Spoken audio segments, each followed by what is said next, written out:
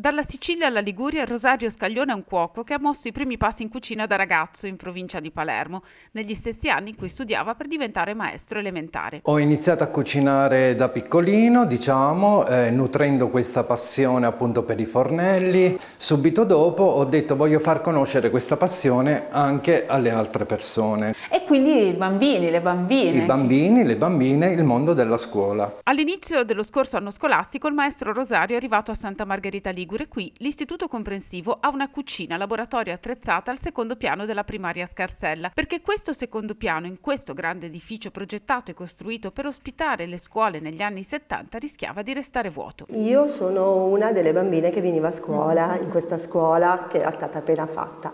Ai tempi qua erano tutte aule.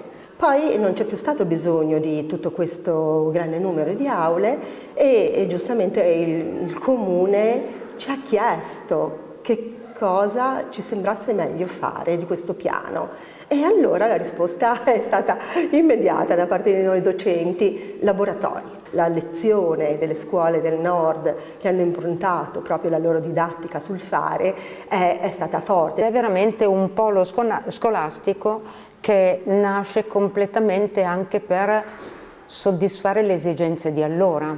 Il disegno della scuola di allora è già stato un disegno innovativo, ha sposato una pedagogia che stava cambiando. Così sono nati la cucina, l'aula del pensiero, l'ampliamento della biblioteca e l'aula informatica. Poi c'è stata la pandemia che ha reso impossibili le attività prive di distanziamento. Nel primo anno, senza alcuna restrizione, il 2022-2023, è arrivata anche la nuova dirigente scolastica. Ho trovato una scuola con tanta voglia di ricominciare naturalmente, una scuola che si caratterizza per la ricchezza di ambienti che permettono una didattica innovativa. Qui si preparano le ricette, si pesano gli ingredienti, si rispettano delle regole di procedura, c'è la matematica, ci sono le scienze, c'è l'educazione civica del rispetto, della pulizia dell'ambiente. Fare lezione non solo nell'aula ma anche in ambienti che sono diversi dall'aula. Rimaniamo pochi, alziamo la qualità. Rimaniamo pochi, alziamo proprio i servizi intorno alla scuola in modo che possa essere anche scelta.